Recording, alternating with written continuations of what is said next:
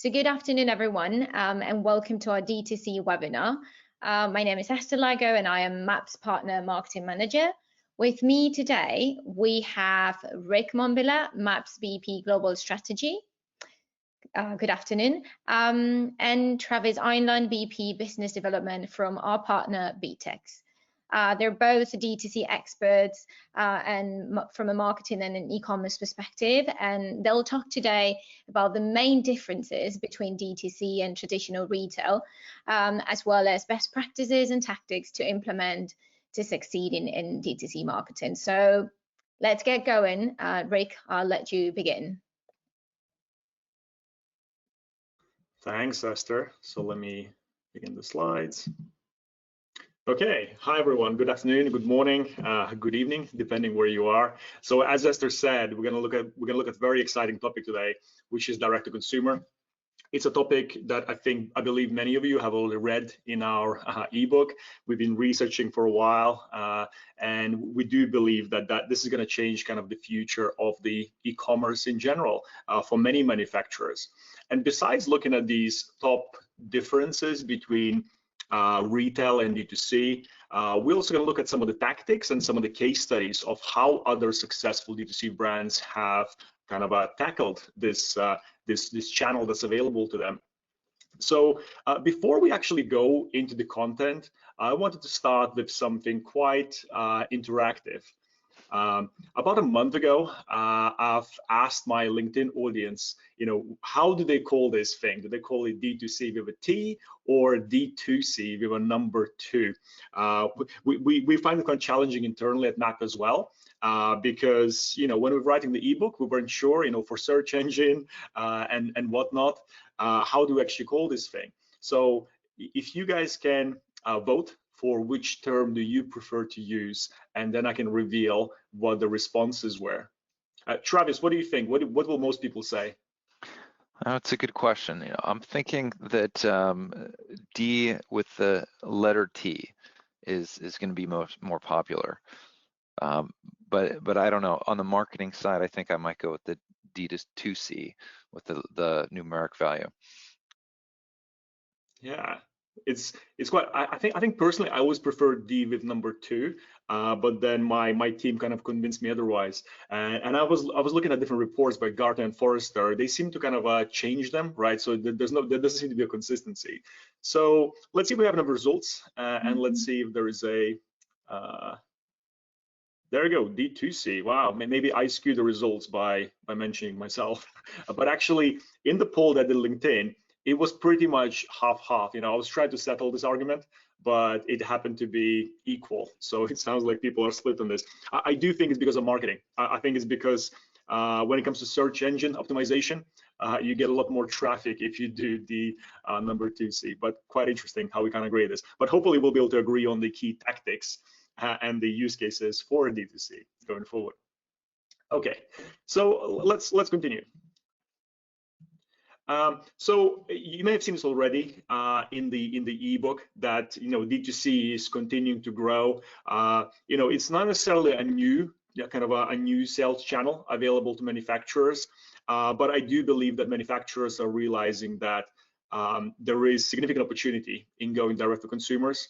Even things like margin, quite frequently being mentioned in many reports and and articles about D2C specifically, that's one of the biggest reasons. But margin is not something that's given, when you're becoming a D2C brand. It's something you have to work on really hard. And this is what we're going to be exploring specifically in this webinar. So how do you make the most of that and retain most of that margin when you go to D2C model? And I do strongly believe that it will continue to grow, not only in the US but worldwide. So as I mentioned at the beginning, D2C is not actually necessarily a new thing, right? I do believe that this is probably the most natural way for consumers and producers and manufacturers to interact and transact. You know, if you think about 12th century, you know, Borough Market in London, you know, this is where kind of a fruit and vegetable and meat sellers were kind of were selling their produce directly to consumers. You know, 18th century Savile Row, where people were buying their kind of fabrics and suits, tailored suits. Hatton Garden, 19th century, you know, people buying their jewelry, right, from jewelers. So, you know, that kind of allowed this direct relationship between the brands and the consumers directly. However, the retail channel kind of was introduced because it provided a significant reach to a large number of consumers. Because if you think about it, it's quite a long journey from a product idea all the way through to that product being in consumer homes, right? That requires significant amount of investment and skill sets that you need to get right. And this retail channel allowed manufacturers to focus on what they do best and allow retailers to focus on the reach and focus on consumers. But that has also created kind of some gaps in the way the relationships were maintained between the manufacturers and consumers. And today we're going to kind of explore these different trends, not necessarily kind of looking at as retail being the evil of manufacturing, not whatsoever. Right, you know, there's some significant advantages in using the retail channel and marketplaces, but it's quite important to understand the intricacies and really taking the advantage that the D2C channel has to offer for individual manufacturers, rather than just simply trying to replicate what other retailers and e-commerce brands kind of have done to be successful. And before we look at those trends, Travis is going to share kind of some of the complexities about kind of selling D2C and this kind of quite a unique connection between D2C, B2B, B2C, and how all of that plays together in a single ecosystem. And you might be wondering, well, why, you know, this D2C model has become so relevant now, right? Not earlier. You know, it's always been a thing, but now it's really growing very fast.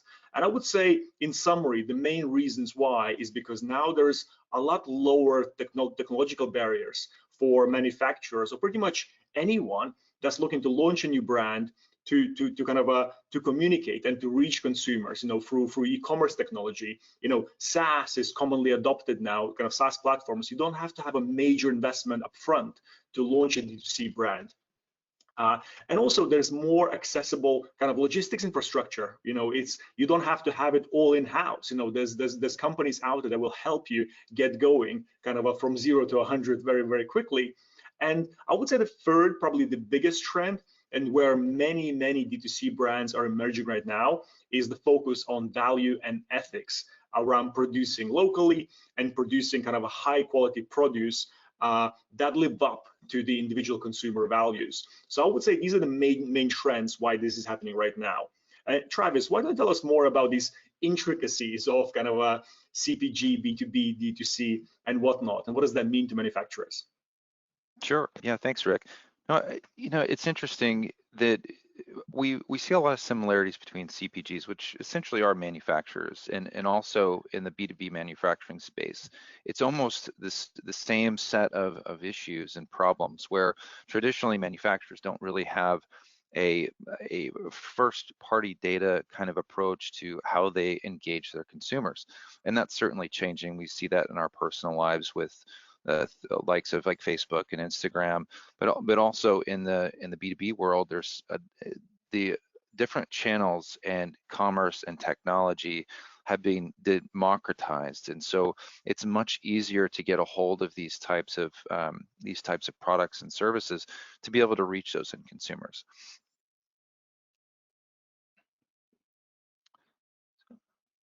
Let's go ahead and advance this slide, Rick. So one of the things that everybody's talking to us about is how to do this. It's a little bit more complex than it seems, but there's a variety of reasons that companies wanting to do this. One, it's to extend their brand.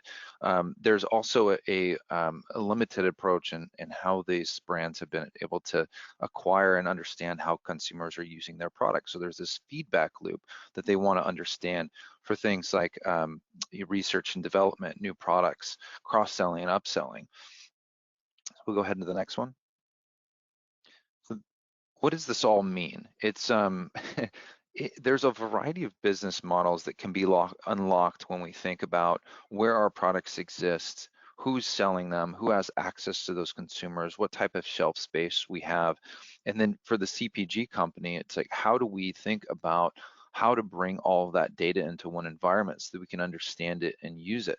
So on the next slide, we'll show you how the B2B landscape has traditionally existed.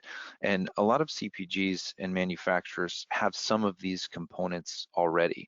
And that's good. I think we need to look at what our current supply chain and distribution strategies are, figure out what we're doing really well at and how to leverage that more. So the complication comes, if you advance the next slide, when you start adding the direct to consumer piece. And so when you start trying to fulfill smaller orders directly to consumers, it becomes challenging. It's challenging to understand where those goods are coming from, how to consolidate shipping, where to ship those products from if you have inventory that you want to consolidate into one order, and then what's the most optimized way of doing that? How do you continue to stay green and understand, how you can compete with 2-day shipping and those types of things? So go ahead on to the next one. So when you layer both of these things on top of one another, it can be a little bit more daunting. It's like going direct to consumer means a little bit more than acquiring first-party data. It affects the entire company. It affects customer service. You're now having to look at, what are the routes that customers are going to be able to return merchandise, or even interact with your brand and how to collect that information. So if we go to the next one. So a couple of the things that we're able to do now with technology, there's a few trends, and what we've seen some of our customers do are leveraging two different strategies that we'll talk a little bit more about. But one of those strategies is order management, is understanding how to route those orders to the right locations in region, perhaps internationally, and from either licensees or distributors or retailers themselves. And so one of the big questions I get, Rick, is how do we make sure that we don't have channel sales conflict? We don't want to upset our retailers, but I do think that in this world of understanding the supply chain, you can actually look at the consumer engagement and building brand and driving them back into the retail environment, further showing the strength of your brand to the retailer and maybe developing that relationship even further. And then the second thing is marketplace. And marketplace can mean a couple different things. Obviously, you can sell on something like an Amazon.com, which is certainly important.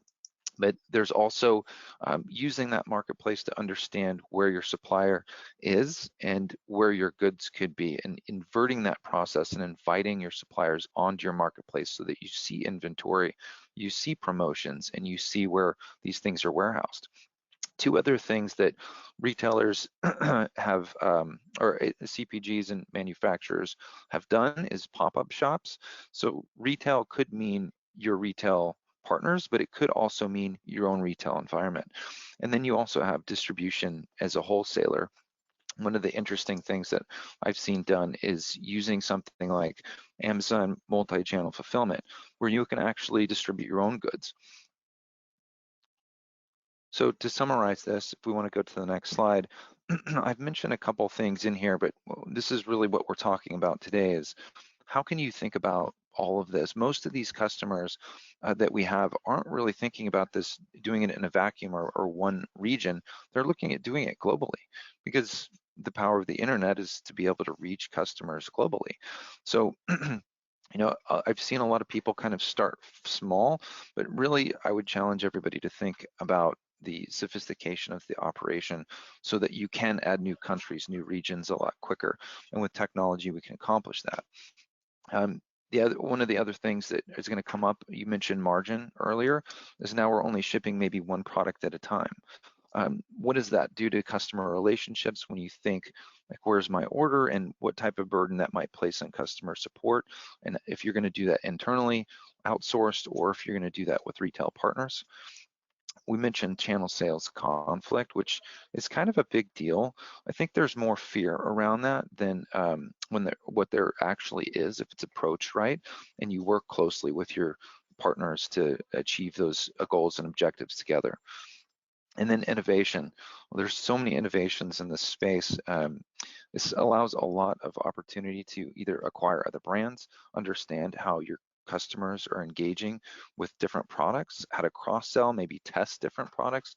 All of those things are really expensive to do, and having this direct feedback loop really helps in understanding those insights so that you can supercharge your business.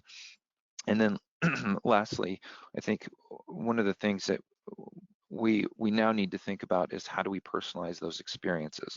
You know, in a retail side of things, as consumers, as we all are, there's a high expectation of how do you engage with me at the point of sale, online, in digital environments, and how do you bring all those things up together to really personalize and segment those audiences, understand how to tackle those objectives together.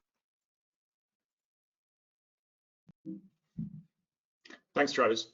So let's look into some of these kind of these trends and some of these kind of the meaning that Travis was talking about for the D2C brands into how does that compare to direct to consumer versus retail. And again, we're not trying to showcase that one is better than the other. You know, I do believe that many of them have their advantages and disadvantages, and it's important for manufacturers kind of going down this route to appreciate these intricacies and differences, and using these unique advantages available to D2C to their individual advantage. And that's pretty much the only way for them to differentiate and to succeed. And the first kind of a thing that we're going to look at is the consumer reach. Obviously, as I mentioned at the beginning, one of the main kind of differences and advantages of the retail channel, that it provides the immediate access to a wide audience reach. And not only just kind of any audience reach, it's the audience that's already transacting. It's not just someone that's curious about the brand, it's someone that's regularly kind of buying products from that retailer. And that kind of provides this lower barrier for transacting again. Thanks to the familiarity of that retailer. Whereas if you're launching a new D2C brand, you know, some consumers may not be as familiar with that individual product. Now, when it comes to D2C specifically, there is an advantage of actually starting to build this audience before you actually even selling the products, right? And there's some tactics around that as well.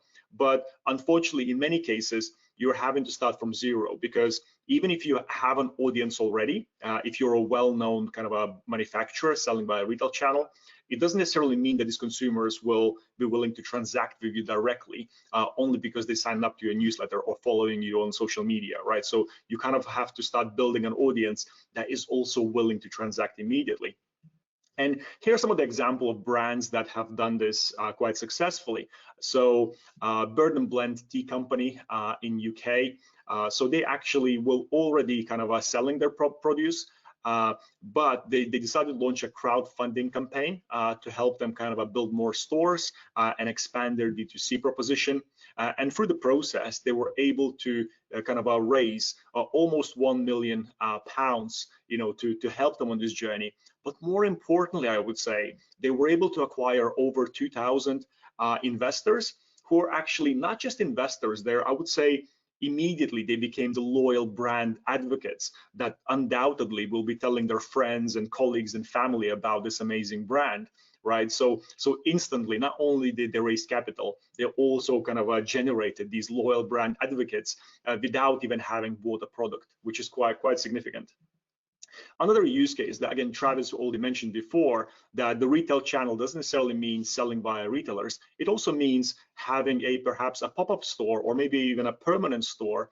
And with brands like Appear Here, you know, you're able to rent kind of a space on a high street for a day or for a week or for a month, just to test out the waters and perhaps try different locations, you know, to identify whether consumers in a particular city or in a particular kind of a street in a particular city are more kind of willing to accept and trial your brand, right? And we have some examples here of Illy Cafe or Casper Mattresses kind of doing their pop-up stores in various locations. And Travis, why don't you tell us more about the AB InBev, one of your customers? Yeah, absolutely. I think this is a great example of, you know, somebody who has a huge brand notoriety, you know, almost everybody's experienced one of their products, but when you think about what types of touch points you have with your customers, there's a lot of data that you can use there. And one of the things that AB InBev does that's interesting is they actually use a marketplace model. So you can actually engage directly with AB InBev, but those orders can be fulfilled through regional retailers. And obviously with alcohol, there is some depending on the geography, there's different rules and regulations, which is certainly something that our customers need to think about. The laws in Brazil, for instance, you can have at-home delivery, and that's something that they actually do.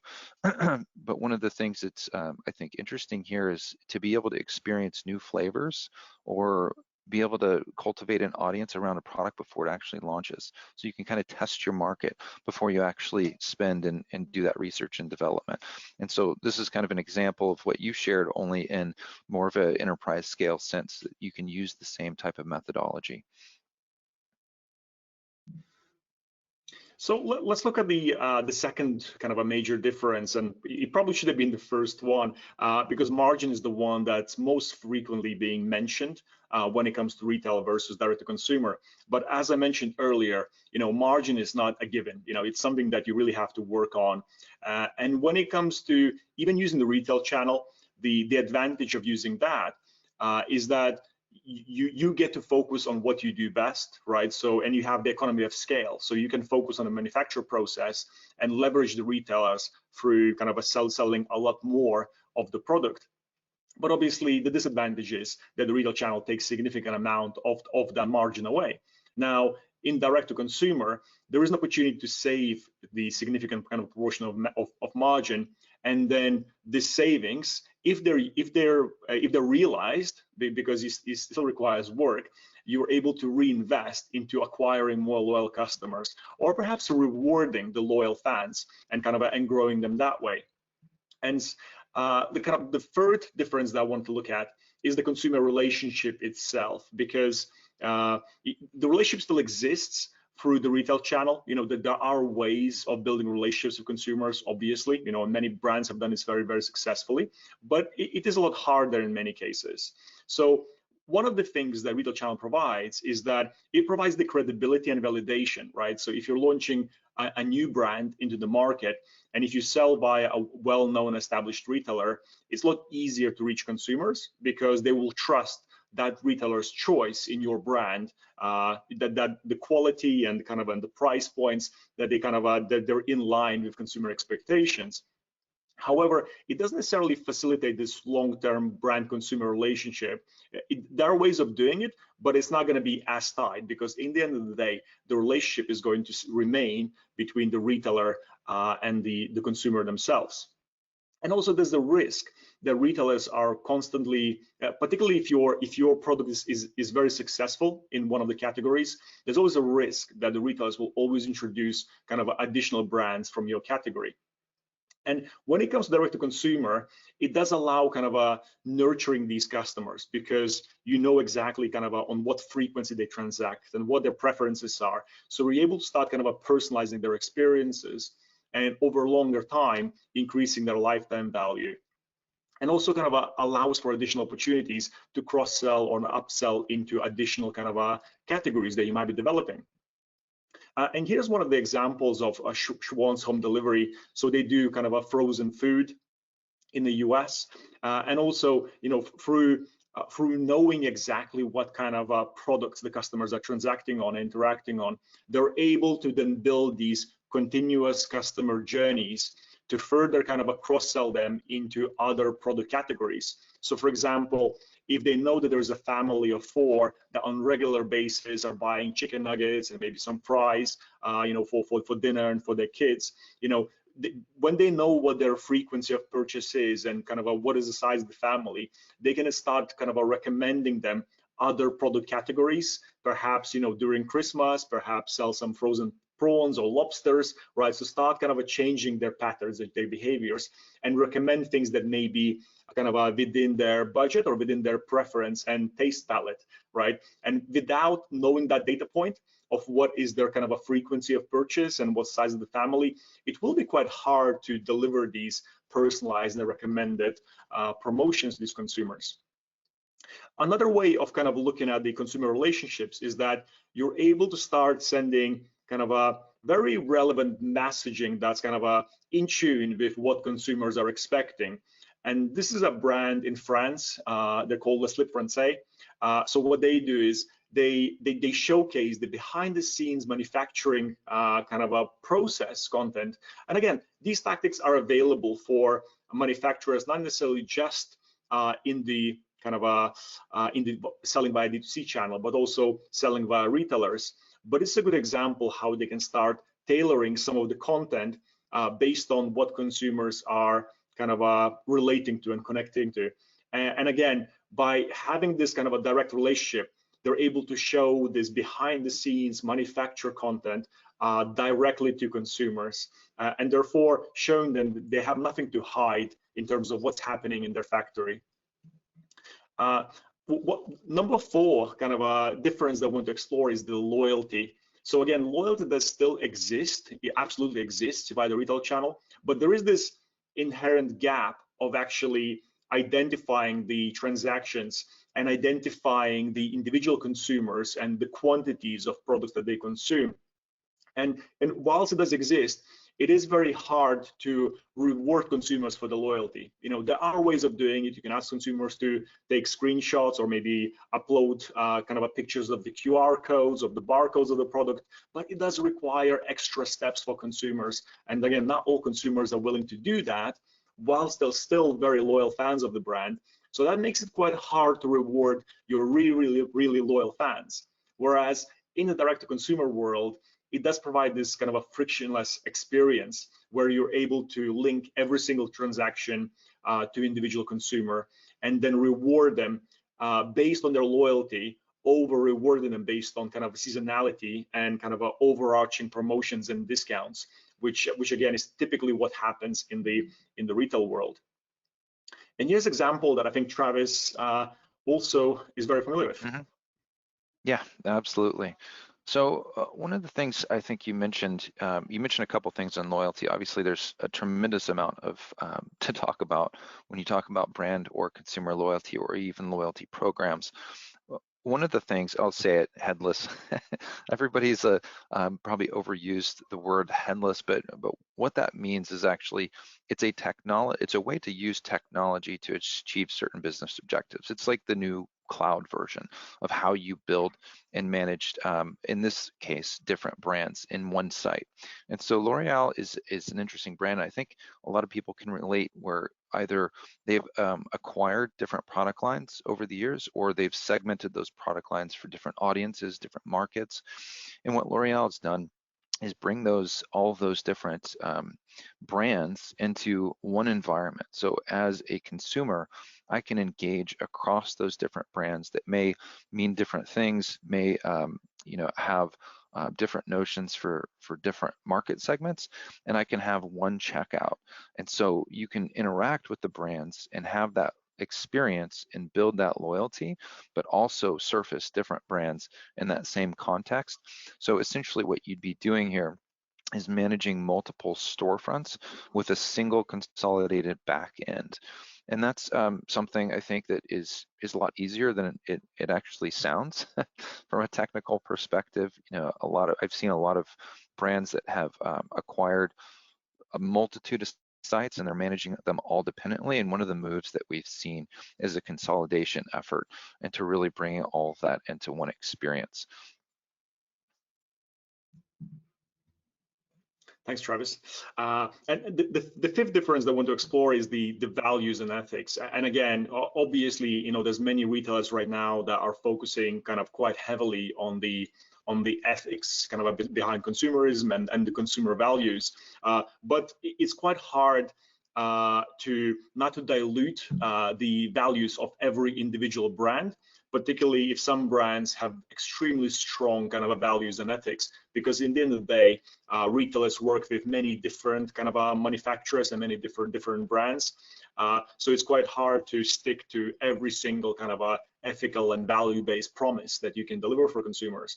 Whereas in a direct-to-consumer kind of a type of relationship, you're able to not to compromise on your values whatsoever, right? So you stick behind 100%, and if you are being challenged, you can back kind of any kind of a concern or a claim with the values that you stand behind. And also, it's easier to even apologize to consumers when things go wrong, particularly on the values and ethics side, when you do have the direct relationship. And if you are selling by a retail channel, it is harder to do in some cases. So let's have a look at some of the examples of how other brands have done it quite successfully. So one of the examples I want to show you is Rocket Phones. So it's a Rocket group, and they do have different types of consumer products. And as with any kind of a type of, I would almost say commodity product, things like mobile phones that pretty much any consumer has, it's quite hard to break through the noise. So the approach that they've taken is they're sponsoring kind of females in sport and types of sports personalities that really kind of live up to their individual values. And through doing that, they were able to get a far greater reach and far greater communication around the values that they stand behind than they would do through any other type of over-the-top kind of advertising. So again, a very good example of how you kind of can communicate your values is through sponsoring and partnering with the sports personalities or any type of individuals that kind of live up to those values and already have a following.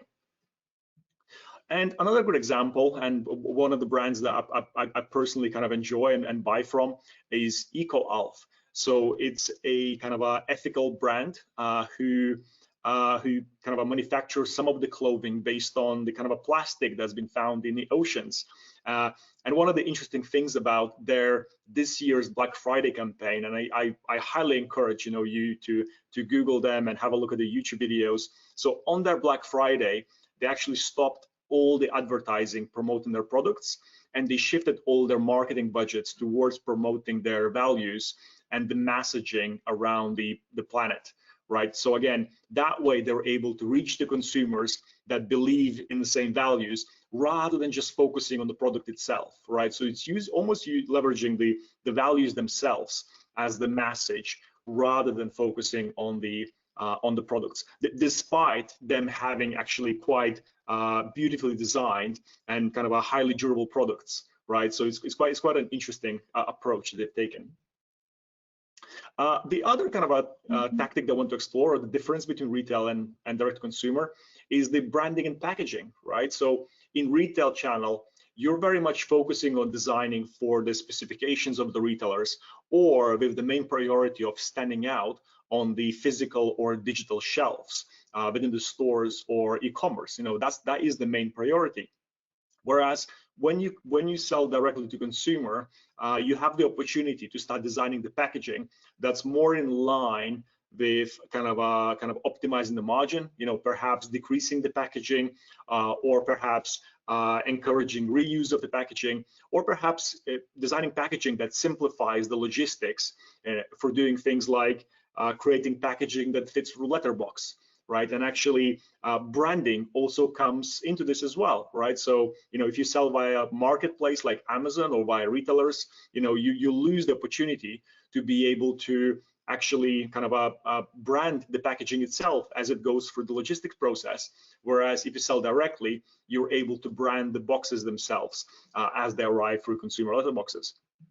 And here's some of the examples, so brands like Brita, they encourage on their packaging, they have kind of a call to actions to encourage product registration, which again, there's some ways of kind of capturing the consumer data. And then brands like Bloom and Wild, they design packaging, they specifically designed to fit through letterboxes in the UK. Again, two very kind of important tactics that I believe many kind of D2C manufacturers should consider, and many are already considering. When it comes to innovation as well, so it's not that via retail channel you're not able to innovate, it's just that it prohibits this feedback loop between you kind of communicating to the market or launching products to market and actually getting instant feedback on how the products can be tweaked, right? Also, it does require kind of a larger commitments to production batches with retail, right? So you can't just do 100 samples and then get the feedback. You have to kind of do quite a major order and then see what is the feedback, mostly through the repeat purchases from the retailers. Whereas in the direct-to-consumer channel, when that relationship exists with the consumers, you're able to get this direct access from consumers and tweak the design formula kind of almost instantly. And also kind of this gives you this instant feedback, right? So being able to kind of perhaps send 100 or 500 samples to your most loyal fans and ask them to fill in a survey, provides this instant feedback loop around whether the product's working or needs tweaking before you commit to larger production batches. Travis, why don't you tell us more about innovation? Yeah, no, great points, Rick. Appreciate it. So one of the things that Whirlpool has done, they have created a consumer-grade fridge that is sort of Vegas-fied, right? So, when you look at the sensor technology that's in the market today, it's profound. And what they've actually done here in partnership with AB InBev is, as your supply is running low, they're able to send you a push notification inside the app, and you're able to order directly from a localized retailer. And there's a couple things that are important here. I think one is the sensor technology. This is a classic case of Internet of Things, right? IoT. The second piece is that being able to understand what promotions, what stock those different companies have locally so that they can actually fulfill the orders and deliver.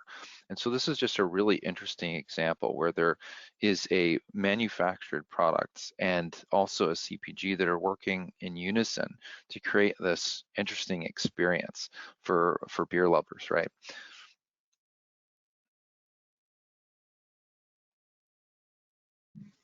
Thanks, Travis.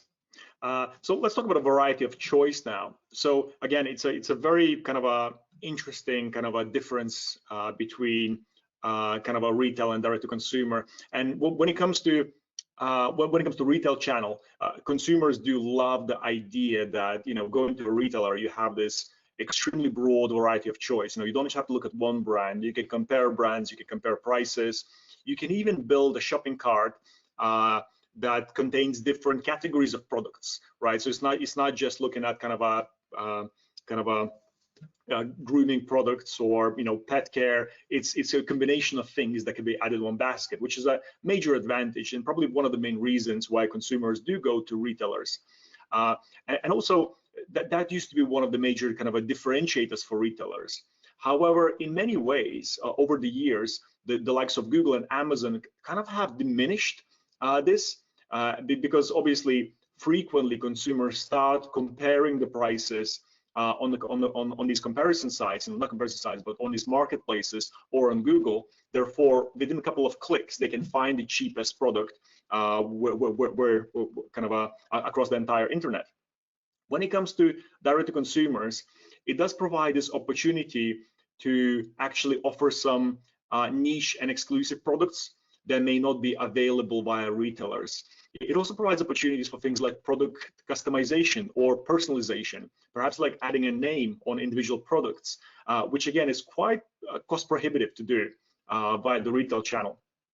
But also the kind of one of the biggest kind of barriers for direct to consumer is that it's this kind of this willingness for consumers to transact directly with the manufacturers, because whilst you may have kind of the same type of products as a retailer does, you may be even offering them at a lower price, but perhaps they just not quite ready to transact with manufacturers. And this is why you may have to start offering these different types of products. They may not be available kind of elsewhere via the retail channel to make sure that you are able to capture these transactions directly on your properties.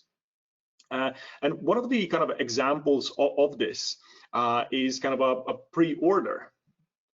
So it's actually, so Mrs. Organics, right? So they do this kind of a night creams and beauty products.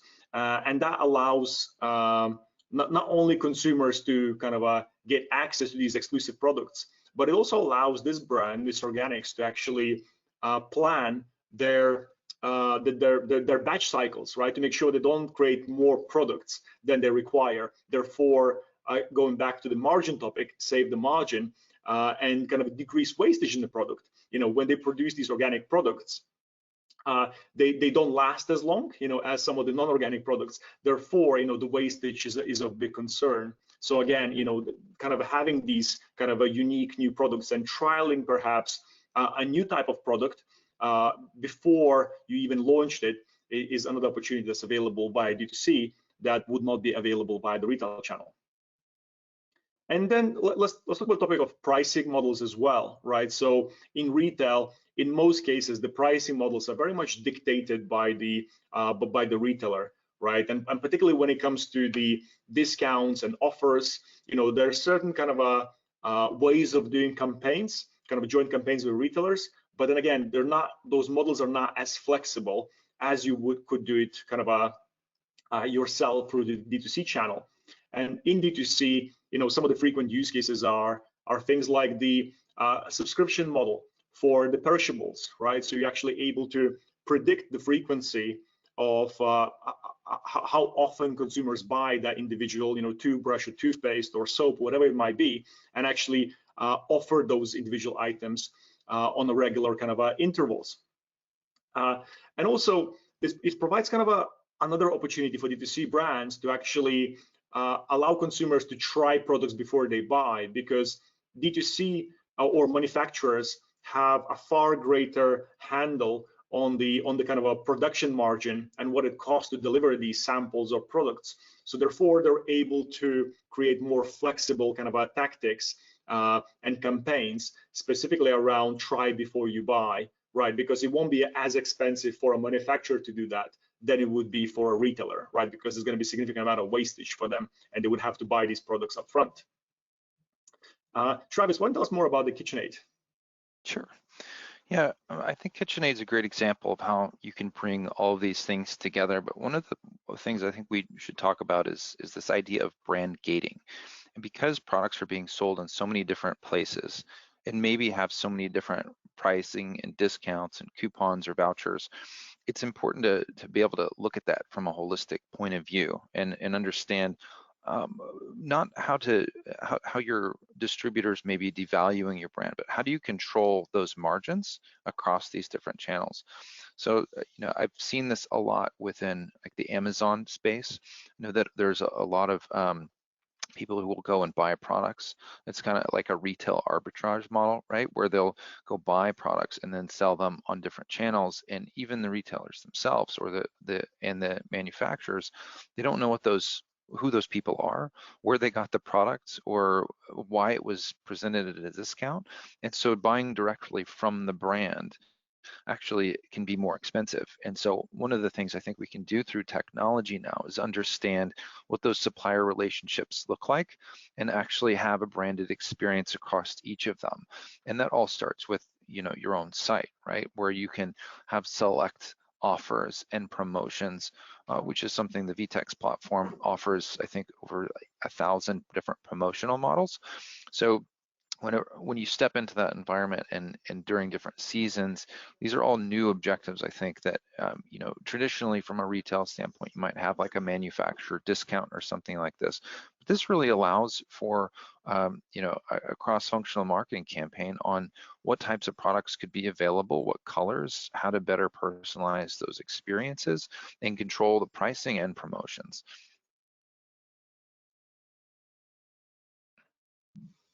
Thanks, Travis. And the last difference that we really wanted to get into detail of is the insights and data. And that's probably by far kind of the biggest challenge when you sell kind of not necessarily direct, but via the retail channel, even sometimes via the marketplaces.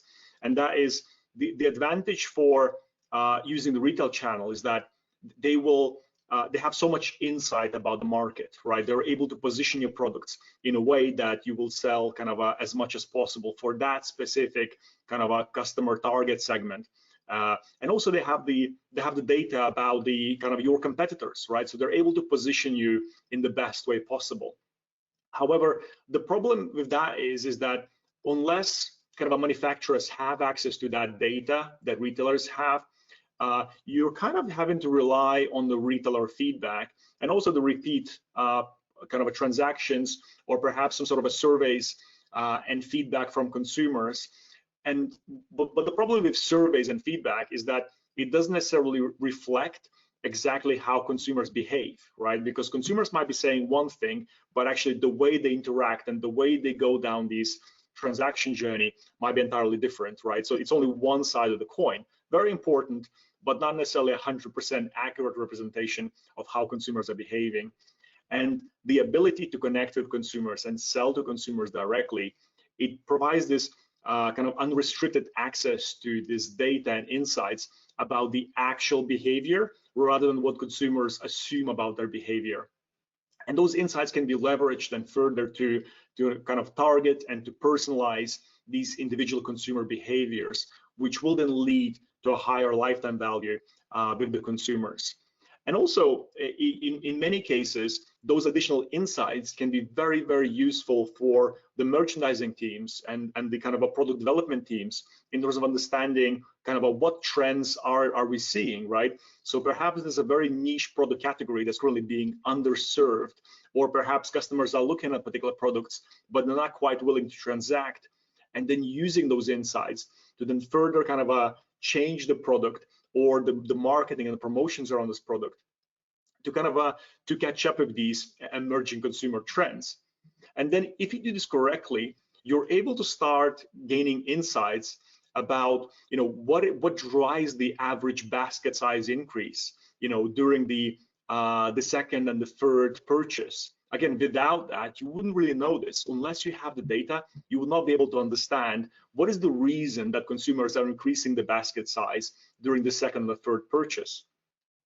Also, really understanding the intricacies of consumer behavior depending on what channels they interact via. So, for example, really understanding what is the expected engagement and purchase frequency for a certain type of channel consumer, you know, perhaps a social media consumer, or kind of an email marketing customer that always comes back to a channel.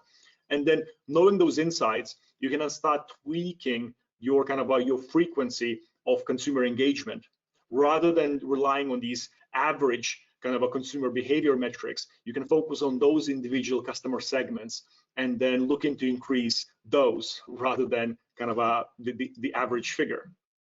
And also looking at whether the overall marketing efforts are driving these long-term customer engagements rather than just these one-off transactions. Because one-off transactions are great, but in reality, what matters the most is the long-term customer behavior. You know, so whilst you may do extremely well during Black Friday, but perhaps that Black Friday campaign, you acquired many new customers, but those customers will only ever transact, you know, when you have a sale or a discount.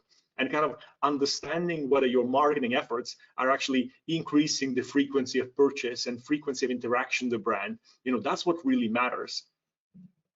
And then ultimately being able to take those insights that you're learning and then turning them into actions, turning them into campaigns, or deciding what role does this individual channel actually play when it comes to interacting with consumers. You know, is the email in this particular customer journey, is it mostly there towards driving conversions, or is there purely to educate and inform customers about the new product sets? And then kind of tweaking and designing these customer journeys for onboarding, retention, and cross-sell based on those insights. That's what really makes a difference, which again would be extremely hard to do if you're just selling via the retail channel and not directly by, you know, through the D2C channel. So we reached a point where we have one more survey. So again, in the ebook, we spoke about, you know, is Amazon the friend or foe of D2C? Let's launch the survey now and let us know what you guys think. So when it comes to kind of for manufacturers or kind of FMCG brands or CPG brands, what do you think? You know, is Amazon a friend or a foe in this case? This one can be tricky. Yeah. What I do you think think it's the trends? evolved over time, right? Yeah, I think it's evolved over time. I think there are important microservices and also managed services that Amazon allows for. They certainly are a distribution channel, but you hear the stories of them acquiring, and building out their own CPGs. So, I think one of the biggest things that you mentioned today is really, the environmental friendly. Like, what's the brand story? How do you tell that? Why is that different than, buying Amazon batteries, for instance? And so I think that we'll find that more people think it's a friend here. Okay, let's have a look. Oh, interesting. Oh, Okay. Yeah. almost Wow. split. Yeah, almost split. And I understand it. I totally understand it. I think many brands do see it as a necessary. You kind of have to, especially if you're just launching a new brand. It feels like you have to because the reach is immense, right? But I think it's about leveraging Amazon for its advantage, but making sure you don't use that direct relationship. So let's have a look at this one of these. The size and scale is just so enormous. One of the things I think that they can help with is reducing cost of goods sold, and that may or may not be a problem. But when you're sourcing thousands and thousands of orders, that's much easier to do than in limited SKU packages. Yeah, it is. And I think also many manufacturers probably they're worried, right, about if you are successful on Amazon, there's probably a concern about what happens. That can't be your only sales channel, right? Because then you worry what happens if Amazon changes their commission rates or terms and conditions that will actually remove you from Amazon, right? So it's a huge risk of just relying on them. But I think there's some significant advantages. So let me show you an example of Munchkin brand. So when I looked at their kind of US and UK websites, and by the way, they have these e-commerce sites across the globe in different regions. And in US, they do sell directly, right? So they do have a DTC proposition.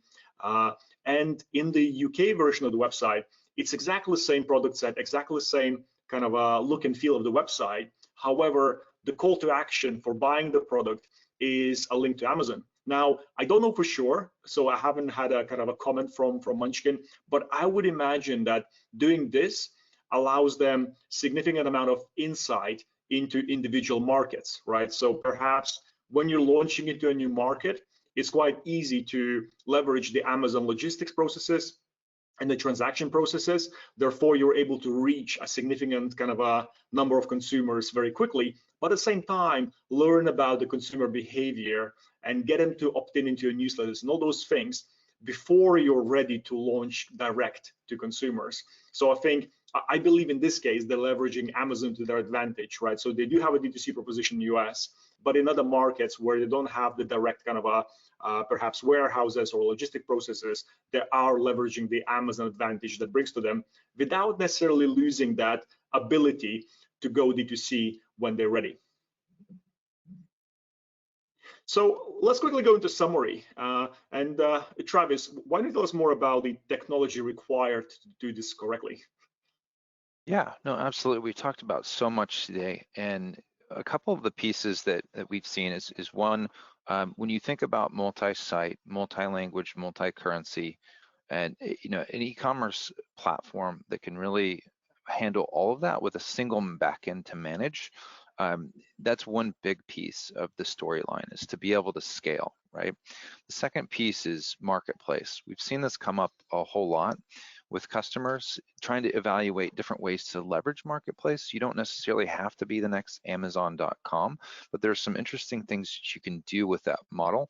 And it's a lot less expensive to sell somebody else's products and brands and test that and garner margin rather than everything that goes along with creating a brand, research, development, product, packaging, pricing, promotions. It's a lot of work. And so inviting others to the marketplace is certainly interesting. We're also the only e-commerce platform that also has order management at its core. And so when you think about the distribution of those products, we call it distributed order management or DOM. how do you fulfill from different locations? And I think having these tool sets all in one area that are also composable, that are uniquely customizable, either with a headless version or some microservices APIs, being able to create apps to extend those experiences is just a game changer. And it's one of the ways that we've really helped customers democratize the commerce technology stack.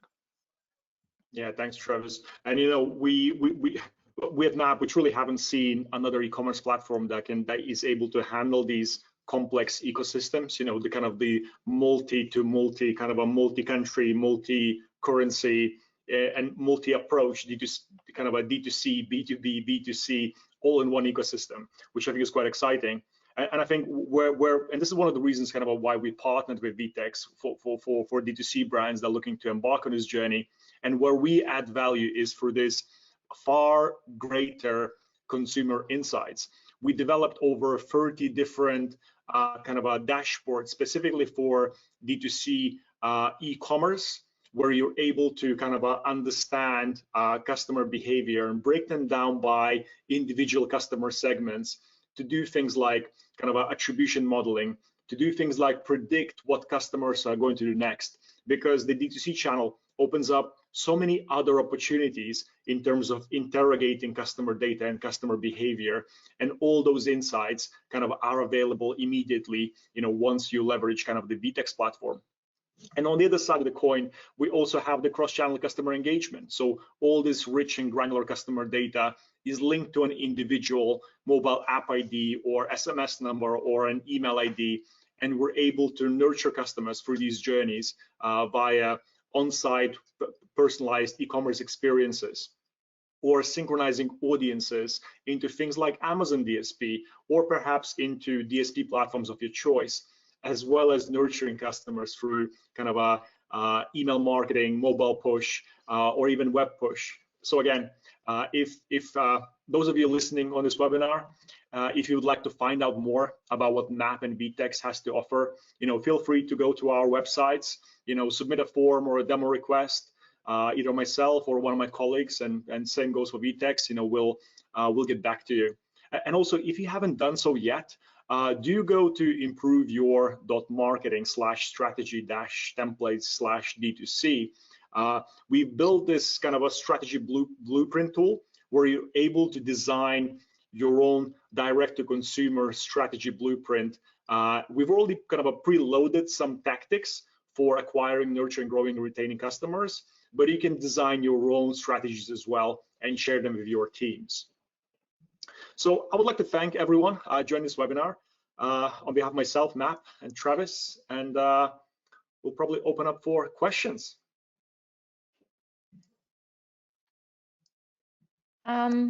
Hi everyone, hi again.